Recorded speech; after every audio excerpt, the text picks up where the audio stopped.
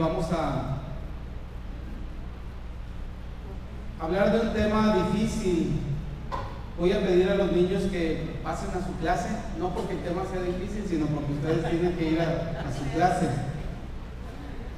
El título del mensaje es El que todo lo conoce. Y hermanos, perdón que escoja los días más cálidos del verano para predicar sobre el libro de Apocalipsis, pero me pareció apropiado porque yo quisiera en lo que resta del año tocar en varios sermones el tema de la corrupción, no el tema de la corrupción de las autoridades públicas, sino en general el tema de la corrupción en la condición humana. Y quisiera comenzar con este.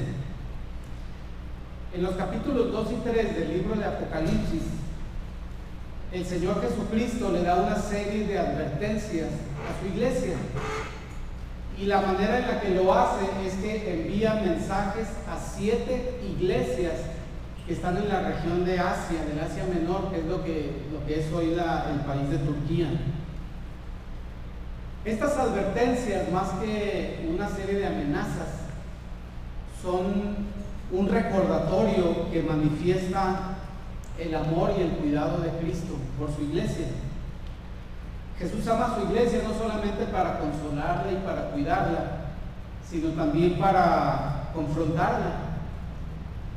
Jesús ama a su iglesia tanto que la mantiene sin mancha, pero una manera de mantenerla sin mancha es señalarle su pecado y llamarle al arrepentimiento. De eso se trata este pasaje, hermanos. Y este pasaje es vigente tanto en el siglo I, que se dio originalmente este mensaje, como en el siglo XXI, en el día de hoy que se los estoy compartiendo. Porque es un mensaje que nos advierte en contra del pecado, en contra de la duda, en contra de la desobediencia abierta a Dios. Y también nos habla en medio de una lucha que libramos cada día. Cada día libramos la lucha de obedecer puntualmente a Dios o apartarnos un poquito de lo que Dios nos pide. Cada día libramos la lucha de que si hacemos tal y como Cristo nos manda que hagamos, o si confiamos más bien en la manera en la que nosotros queremos resolver algo. Esa es una de las luchas que tenemos. Otra de las luchas es abiertamente en contra del pecado, en contra de un hábito, de una actitud propia que trae dolor y que trae consecuencias a nuestra vida o a las personas a nuestro alrededor. Cada día batallamos con alguna lucha que se da en el centro del hogar, en el centro de una relación con otra persona, que se da dentro de la batalla que existe en el ámbito laboral, en lo escolar, con vecinos, con alguna adicción, con algún hábito, una actitud incorrecta. Todos los días, desde la primer fila que hay aquí hasta el segundo piso donde están los niños, las personas estamos lidiando y luchando, batallando con todo esto. El momento presente no es ninguna excepción, no es diferente a lo que experimentaban estas 7 iglesias. Y más aún, la batalla no se limita a estas 4 paredes. Después de estas 4 paredes sigue librándose una batalla todavía más significativa, que es la batalla por el destino de las almas de las personas que conocemos y con las que trabajamos y de quienes somos vecinos. Entonces realmente podemos ver a la humanidad como un campo de batalla en el que hay dificultad. A veces nos replegamos, a veces estamos heridos, a veces estamos en avance, estamos en bonanza, pero no dejamos de tener esa lucha. Y en medio de esa lucha, los creyentes tenemos la confianza de que es una lucha temporal. Tenemos la confianza de que hay una promesa que tiene un cumplimiento futuro en nuestra vida espiritual, y esa promesa va a tomar la forma de una vida sin dolor, sin sufrimiento y sin lucha, porque el Señor ha vencido. todo aquello que hoy nos representa un enemigo y una lucha. Y estamos seguros de que ese día llegará, ese día que no habrá más lucha, ese día que experimentaremos plenamente la victoria que Jesucristo tuvo sobre la muerte. Entonces, podemos ver este mensaje que Jesús dirige a su iglesia, lo podemos visualizar en una imagen como un ejército que después de un día de batalla está descansando, está sanando sus heridas, está dándose puntadas en aquellas laceraciones que sufrió y está alimentándose para recuperar las energías. Y en ese momento llega su general y les habla y les dirige un mensaje que es de advertencia en relación con esa lucha, pero que a fin de cuentas es un mensaje de amor. Y el mensaje, no voy a hablar del mensaje de las 7 iglesias, voy a hablar del mensaje específico a la iglesia de Tiatira, que se encuentra en el capítulo 2, versículo 18 de Apocalipsis. Búsquelo por favor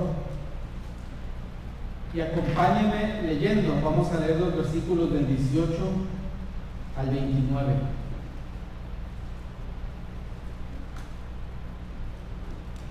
Dice el Señor que le comunicó al ángel, que le comunicó a Juan, que le enviara este mensaje a la iglesia en Tiatira. Dice el versículo 18: y escribe al ángel de la iglesia en Tiatira: el Hijo de Dios, el que tiene ojos como llamas de fuego y pies semejantes al bronce bruñido, dice esto: yo conozco tus obras y amor y fe y servicio y paciencia, y que todas tus obras postreras son más que las primeras.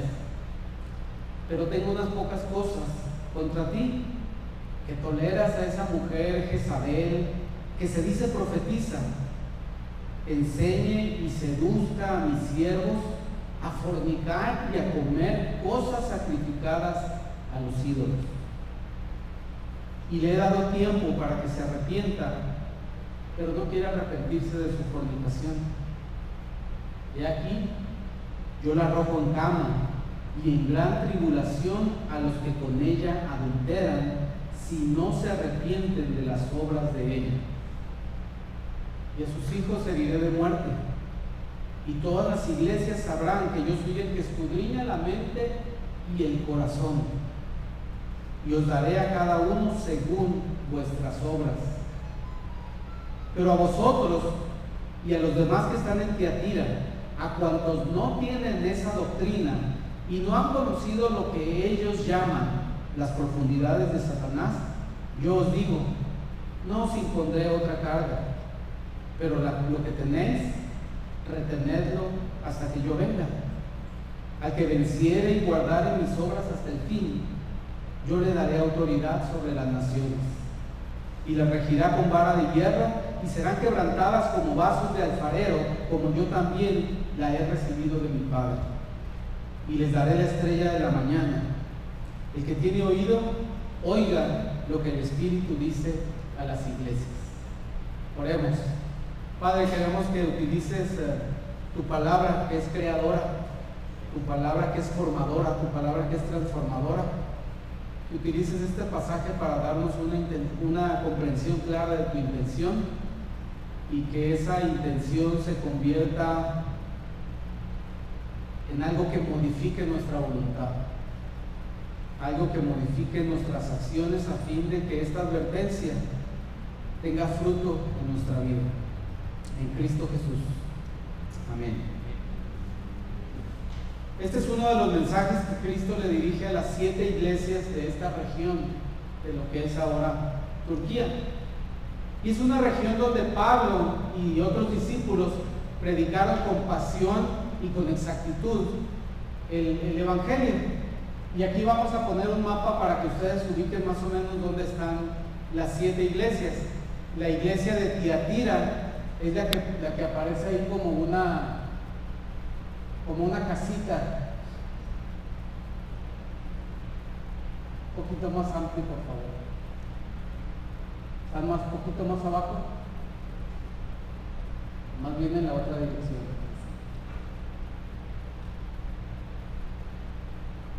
Más abajo, si ven ustedes la casita, esa es a ese cuadrito que está abajo le puedes dar ahí donde dice Gareth para que se quite, por favor.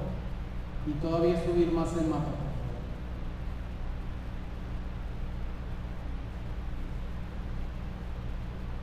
Como estaba mejor. A este cuadrito que está abajo, dale donde dice Gareth para que se quite. Ahí. Entonces, más arriba, por favor, el mapa, Luis. Ok, entonces todavía más arriba. Vemos ahí la iglesia de Tiatira. Y en esta región, si puede hacer más chico el mapa, ya que ubicamos dónde está. Vamos a ver que en esta estrellita verde es donde está la isla de Patmos. Ahí estaba el apóstol Juan. Entonces realmente las 7 iglesias están en una zona cercana a donde estaba el apóstol Juan en el exilio. Y los teólogos no saben si el mensaje se dirigió a estas 7 iglesias porque estaban próximas a la isla de Patmos, y a lo mejor Juan tenía noticias de esas 7 iglesias porque estaban pues ahí cruzando por mar, estaban cerquita las 7 iglesias. Otros teólogos dicen que el mensaje de estas 7 iglesias se dio porque representa 7 etapas en la vida de la iglesia a lo largo de la historia. Es decir, que una de estas 7 iglesias representa una etapa, la etapa temprana de la iglesia, y así sucesivamente en la historia. Cualquiera que sea el caso, como les decía ahorita, no podemos estudiar ahorita ni podemos compartir el mensaje a las 7 iglesias, porque eso sería un maratón como de 20 horas. Y curiosamente, si hacemos el mapa a la derecha, vamos a ver la ciudad de Maratón, que está a 40 kilómetros de la ciudad de Atenas. Y un maratón es la distancia que hay entre Atenas y la ciudad de Maratón. Ahí está esa distancia.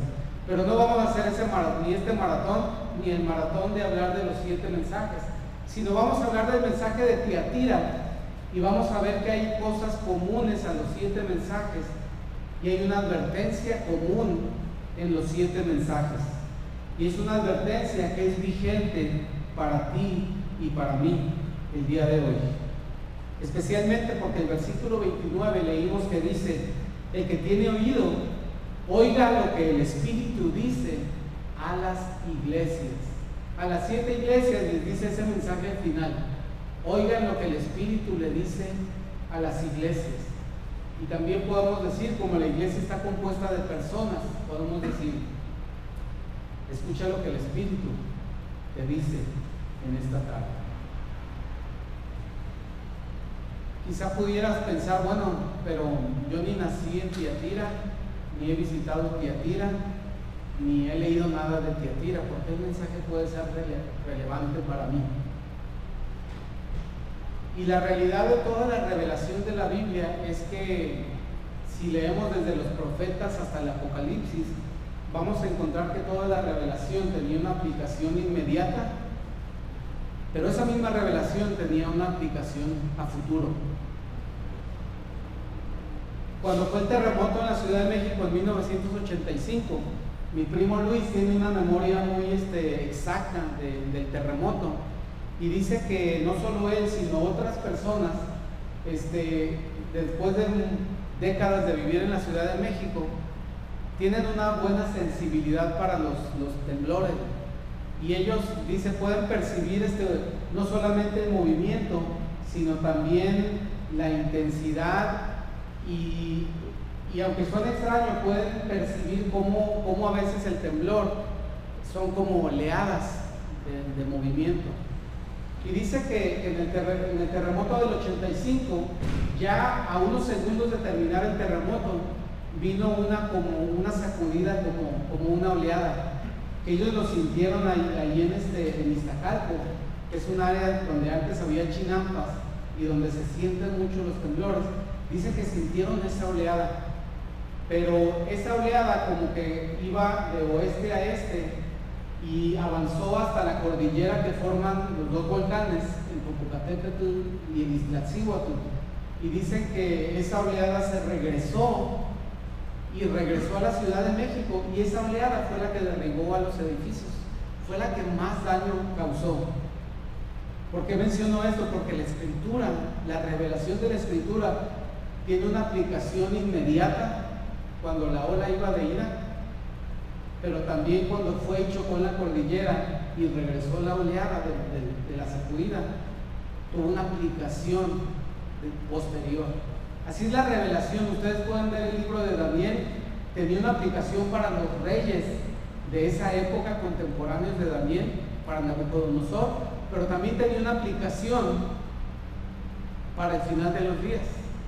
Y esta misma revelación que vemos, este mensaje para la iglesia en Tiatira, tenía una revelación importante para los miembros de esa iglesia, para los habitantes de Tiatira, pero también tiene una revelación para tu vida. También tiene una revelación para mi vida. En primer lugar, lo que podemos ver en las 7 cartas, los 7 mensajes a las 7 iglesias, es que Jesús conoce las luchas de su pueblo. Y también podemos decir que Jesús conoce las luchas que tú individualmente estás librando. Dice el versículo 23 de lo que leímos: y todas las iglesias sabrán que yo soy el que escudriña la mente y el corazón. Es decir, que Jesús no solamente sabe lo que piensas en tu intelecto, sino que también sabe lo que sientes. Aun cuando a veces tú no entiendas lo que sientes, porque a veces no entendemos lo que sentimos, pero el Señor sabe con exactitud qué es lo que sentimos. Tenemos esperanza en que Jesús conoce exactamente las situaciones por las que pasamos. Jesús no es ajeno a nuestra lucha. Y puede ser que nadie de tu familia, nadie de tu alrededor sepa la lucha que estás librando, pero Jesús la conoce, porque Él es el que escudriña la mente y los corazones. Y Él dice en el versículo 19: yo conozco tus obras. Y si algunos piensan, bueno, pero ¿por qué nomás está escudriñando lo malo? ¿Por qué nomás está escudriñando las luchas que estoy perdiendo, mis errores, mis defectos? No es así, porque dice el versículo 19: yo conozco tus obras y amor y fe y servicio y tu paciencia, y que tus obras postreras son mayores que las primeras. Es decir, el Señor nos escudriña para ver lo bueno que hay en nosotros, lo bueno que Él ha puesto en nosotros, y también los problemas por los que estamos pasando. Y el Señor es bueno para discernir, porque a otra de las iglesias de los mismos mensajes le dice: tú piensas que estás viva, tú piensas que rebosas vida, pero yo veo que estás muerto. El Señor puede discernir aquello que nosotros vemos con vida. Él puede decir: está muerto. Ojalá que en nuestras vidas Él no pueda discernir que estamos muertos espiritualmente. Y si Él puede discernir esto, bien haríamos en escuchar cuál es el remedio que tiene para esa muerte, que es la vida de Cristo misma sacrificada en mi favor, sacrificada en favor del que está perdido, sacrificada en favor del que está muerto. Entonces, en primer lugar, podemos confiar que en medio de la lucha Jesús conoce nuestro problema. Jesús lo conoce a detalle, no es ajeno a ninguna situación. Podrá haber problemáticas nuevas que se manifiestan de maneras nuevas, pero ninguna de ellas es ajena al Creador del hombre, al Creador del universo. Tenemos la esperanza de que Él puede discernir y conoce las luchas que estamos librando. En segundo lugar, en este mensaje Dios hace un llamamiento a que no toleremos la idolatría en nuestra vida. Él es conocedor de lo que estamos pasando, de lo que estamos sufriendo, pero nos advierte: no permitas que la idolatría invada tu vida y te quite la atención que tienes en mí. Dice el versículo 20: pero tengo unas pocas cosas contra ti, que toleras que esa mujer Jezabel, que se dice profetiza, enseñe y seduzca a mis siervos a fornicar y a comer cosas sacrificadas a los ídolos. En los últimos 2 mensajes yo les he repetido un concepto, que para enseñar la Biblia, la única complicación que hay es que hay que extraer el texto bíblico de la cultura antigua y de la cultura oriental y tratar de presentarlo en el contexto de la cultura moderna y occidental. ¿Sí recuerdan? Bueno, la idolatría es un concepto que es muy difícil sacarlo de la cultura antigua y la cultura oriental para transportarlo y explicarlo en la cultura moderna occidental. Es de los conceptos más difíciles de explicar en la época moderna. Bueno, y esto es porque en aquellos tiempos todas las profesiones, todos los oficios, todos los trabajos se asociaban y se agrupaban en gremios, en cooperativas, como ahora lo hacen las profesiones, como colegios. Los herreros tenían su gremio, pero completamente ligado al gremio estaba el rendirle culto a dioses que especialmente ayudaban a los herreros a hacer su trabajo, que les revelaban secretos sobre cómo manejar el metal, que los protegían del dios de los carpinteros, ¿no? Que se oponía a él, ¿no? Los herreros y los carpinteros. Pero las profesiones y los oficios estaban íntimamente ligadas a la idolatría a ciertos dioses.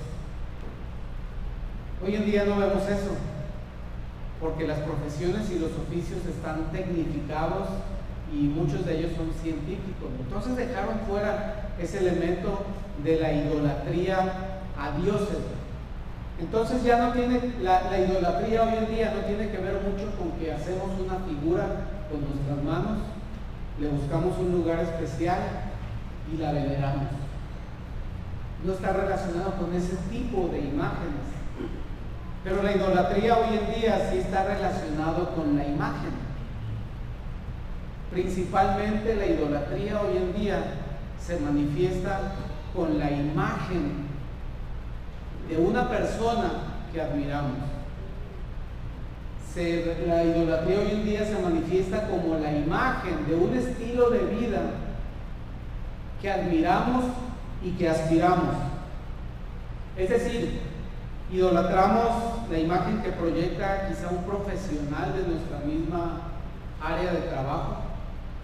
Quizá idolatramos el éxito de una persona en el trabajo y tratamos de recibir su influencia para nosotros recibir esos conocimientos y que sean propios.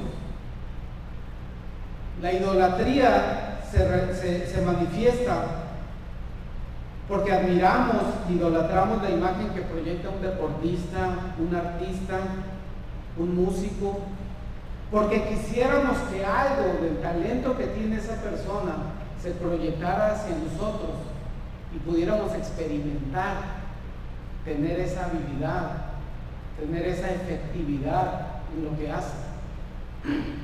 No es una imagen que hacemos con nuestra mano, sino es la imagen que admiramos y que idolatramos, la imagen que queremos tener.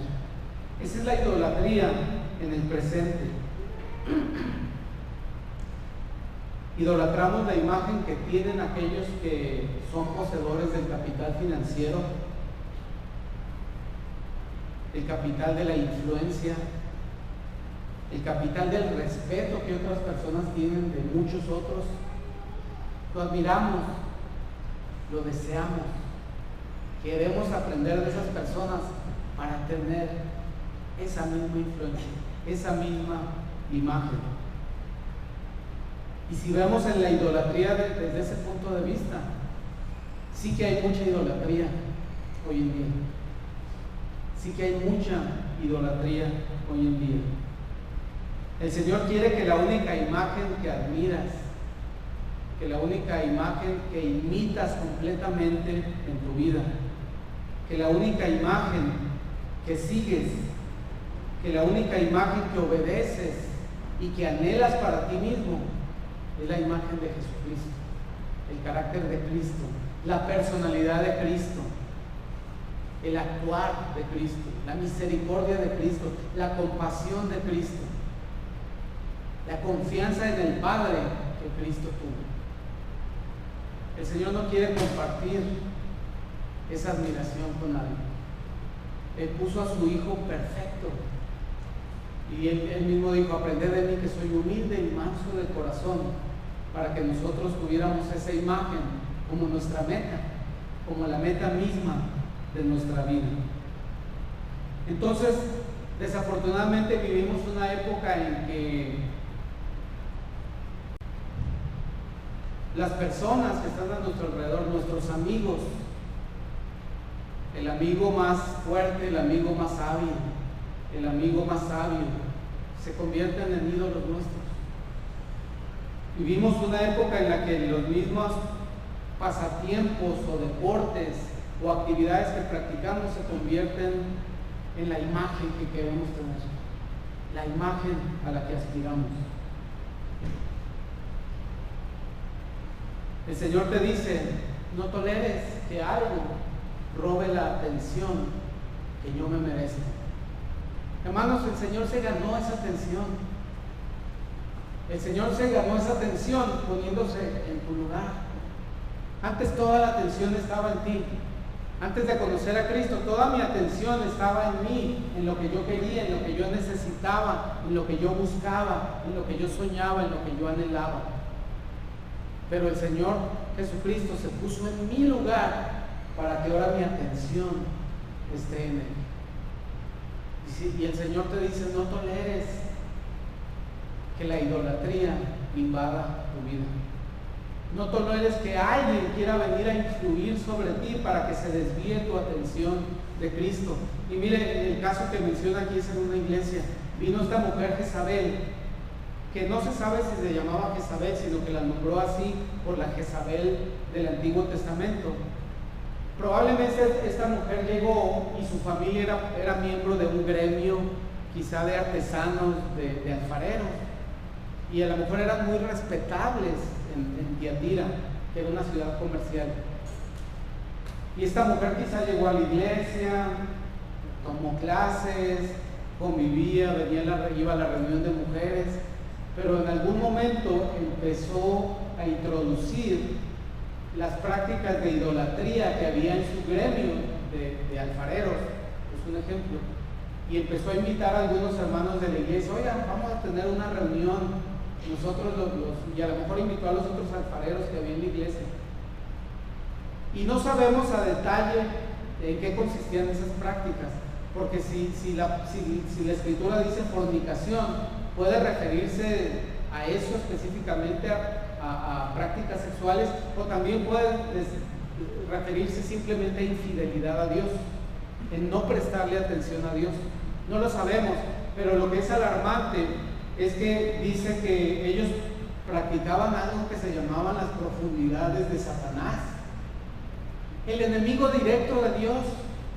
Es decir, este gremio en la iglesia de Tiatira practicaba rituales para enaltecer el nombre del enemigo directo de Dios, que había sido ya derrotado por Cristo en la cruz.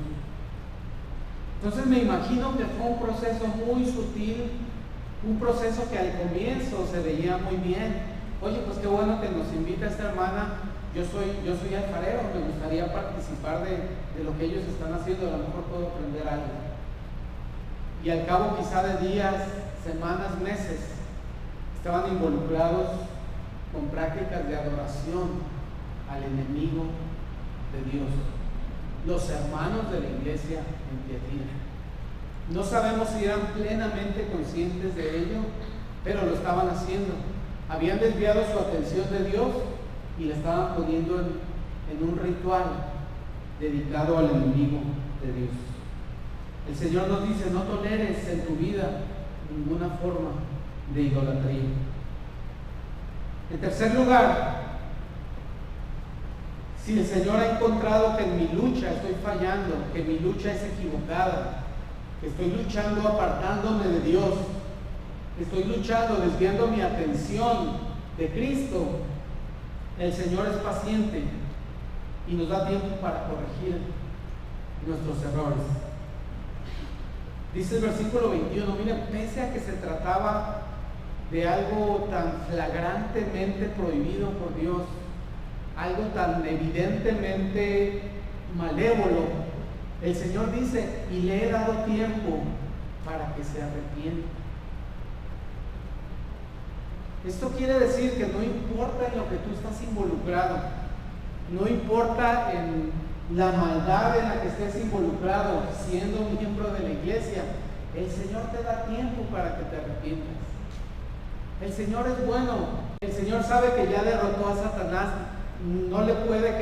sabe que no tiene ningún efecto si alguien está adorando a Satanás, aunque sea sin conocimiento directo. Pero dice el Señor, te doy tiempo para que te arrepientas. Te espero para que cambies, para que rectifiques el rumbo. Sin embargo, ya había pasado tiempo y le dice, pero no quiere arrepentirse de su fornicación. El Señor conoce tu situación. El Señor conoce tu mente y tu corazón. El Señor te dice, aléjate de aquello que desvía tu mirada de mí. Y el Señor es paciente y nos da tiempo para arrepentirnos. Quiere que cambies, quiere que perseveres en santidad. Y por último, hermanos, cuando no nos arrepentimos en el tiempo que el Señor nos da, el Señor sigue siendo bueno y nos cuida de otra manera, nos cuida de formas que a veces son dolorosas, pero aún así siguen reflejando su cuidado. Y es ahí donde dice esas terribles cosas de los versículos 22 y 23. Dice, he aquí, yo la arrojo en cama y en gran tribulación a los que con ella adulteran, si no se arrepienten de las obras de ella.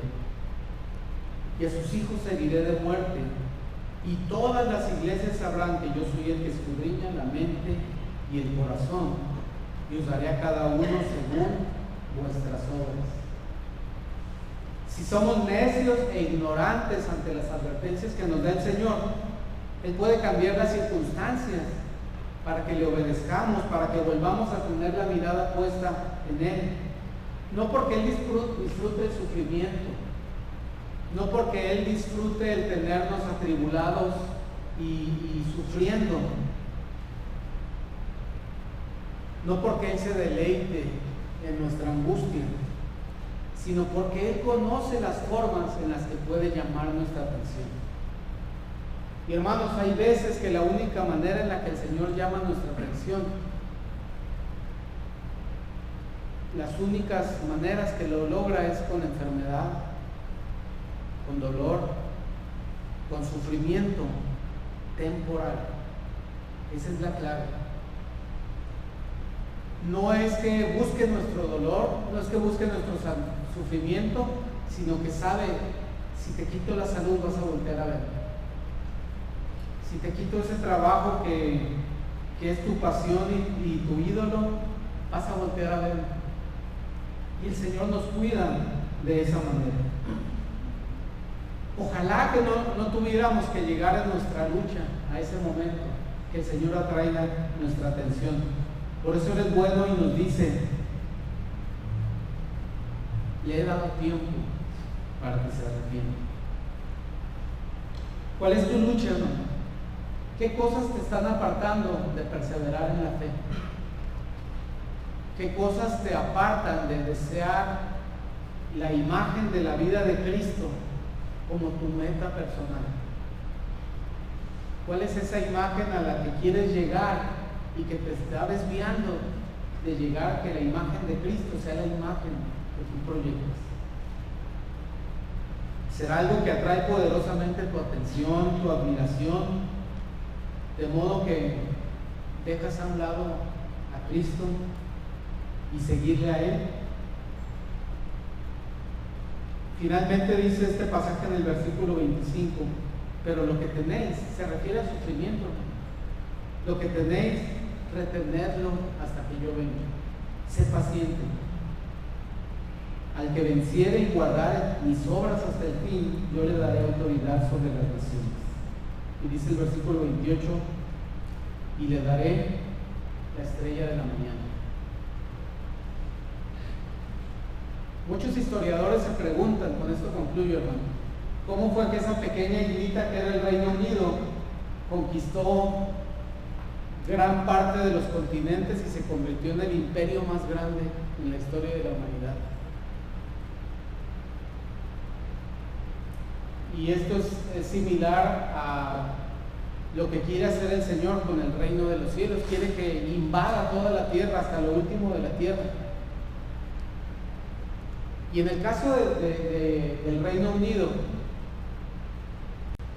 lo que pasó es que en una expedición científica, el almirante James Cook iban a hacer un viaje para tomar unas mediciones astronómicas y le dijo a la Real Sociedad Inglesa, un grupo de científicos, un club de científicos, le dijo, bueno, ya que vamos a hacer un viaje tan largo hasta allá, hasta el sur del Pacífico, pues vamos aprovechando y hacemos otras cosas, pues es un viaje muy largo.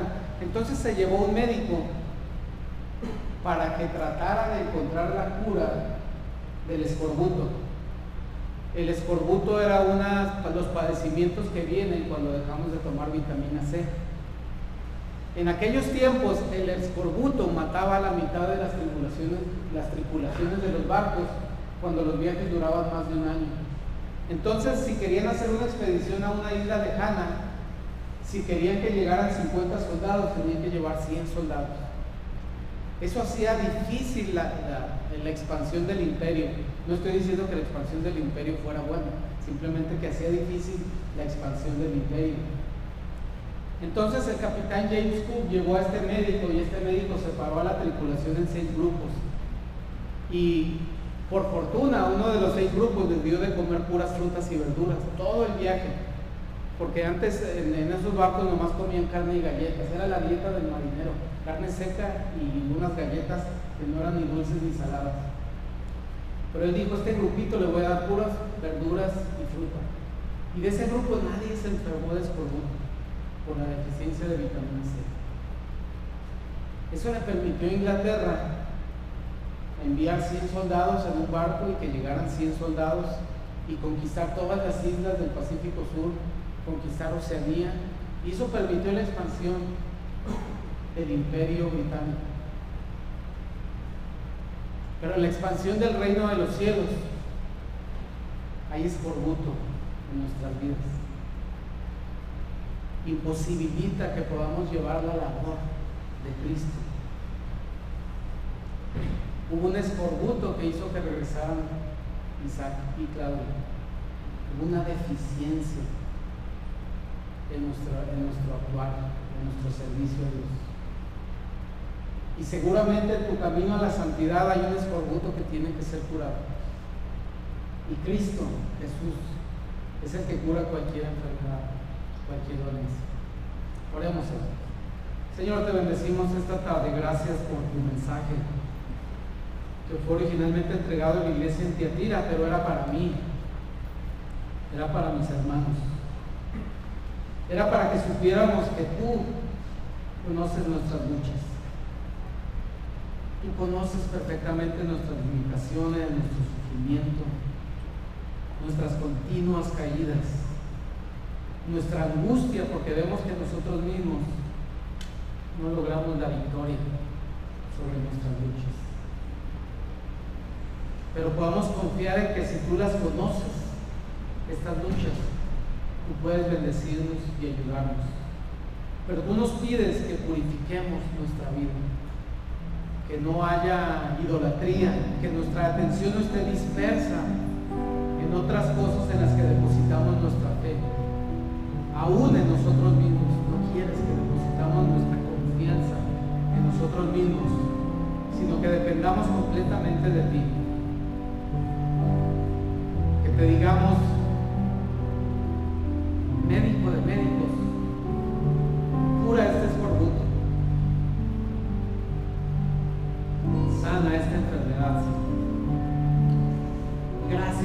eres paciente, Señor. Gracias porque tú esperas y dices que esperas que procedamos al arrepentimiento. Gracias por Cristo Jesús, que es la imagen que admiramos, es la imagen que seguimos, es la imagen que anhelamos, de santidad, de obediencia, de compasión. Padre, que nuestra voluntad sea por tu Espíritu Santo dirigida a ser como Él, a obedecerle a Él, a seguirle a Él. En Cristo Jesús te damos gracias, Padre. Yo pongo las luchas de mis hermanos, las que están librando cada día, las que están librando por muchos años ya, las pongo delante de ti para que les bendigas, para que les des las herramientas